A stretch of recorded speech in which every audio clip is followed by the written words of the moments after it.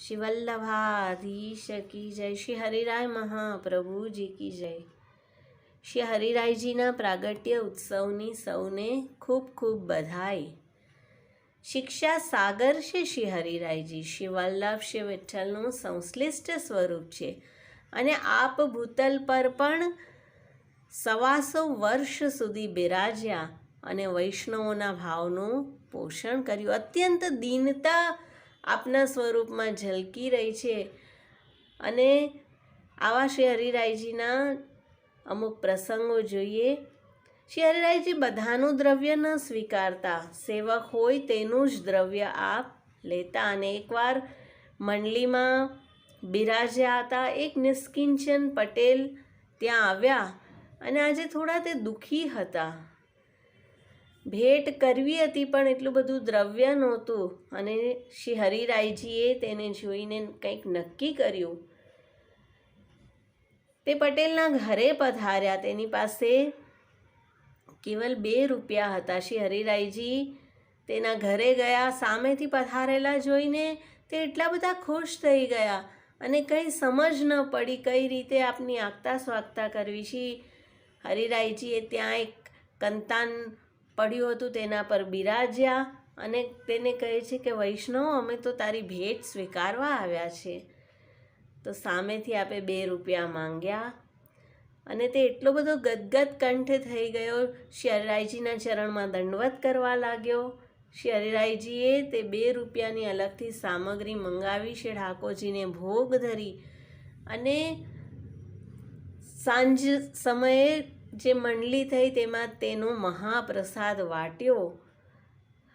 તો મંડલીના દરેક વૈષ્ણવના મનોરથ આજે પૂર્ણ થયા। કોઈ નાચતું હતું, કોઈ ગાતા હતા, કોઈ રડતા હતા, કોઈ હસતા હતા અને જેના જે મનોરથ હતા તે આ મહાપ્રસાદ લેવાથી પૂરા થયા, કારણ કે તે વૈષ્ણવનો અત્યંત દીનતા ભાવ તેમાં રહેલો છે અને શ્રી હરિરાયજી આવી કૃપા તેના પર વિચારી હતી।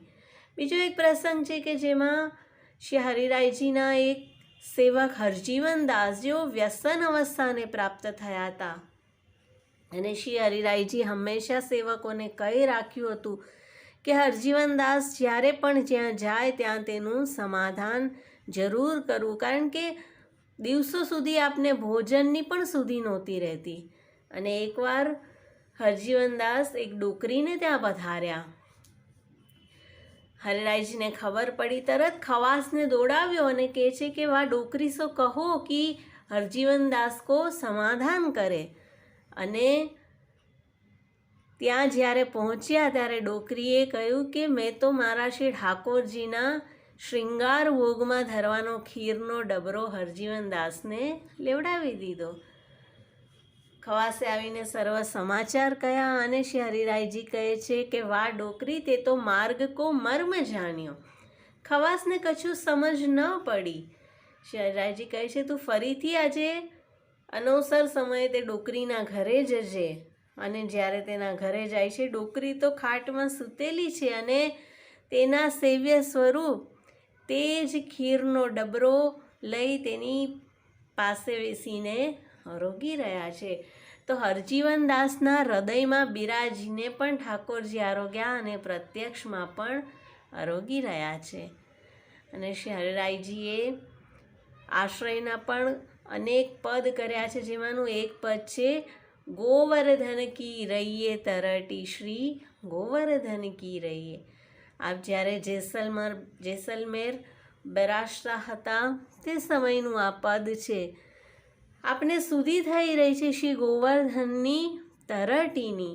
નિત્ય પ્રતિ મદન ગોપાલ લાલ કે ચરણ કમલ ચિત લઈએ।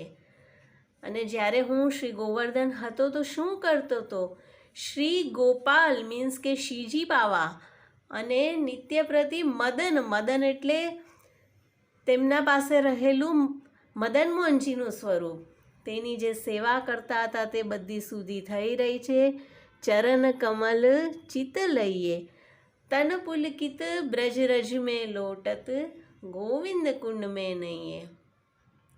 યાદ આવે છે બ્રજરજમાં લોટવાનું કે જ્યાં શ્રી ઠાકોરજી અહર્નિશ લીલા કરી રહ્યા છે અને ગોવિંદ કુંડમાં નાવાનું યાદ આવી રહ્યું છે, કે જેમાં ગોવિંદ સ્વામીએ શ્રીજી બાવાને પણ 3 ડૂબકી મરાવી હતી. રસિક પ્રીતમ હિત ચિત કી વાતે શ્રી ગિરિધારી જુસો કહીએ. અને અત્યારે આપની પાસે શ્રી ગિરિધારીજી ઠાકોરજી બિરાજી રહ્યા છે અને કહે છે આ બધી વાત અમે કોને કહીએ? તો અમે શ્રી ગિરિધારી પ્રભુને આવા હિતની ચિત્તની વાતો કહીએ. તો શ્રી હરિરાયજી અહર્નિશ સેવા સ્મરણમાં મગ્ન રહેતા અને સેવકોને પણ તેવું દાન કરતા. શ્રી હરિરાય મહાપ્રભુજી કી જય.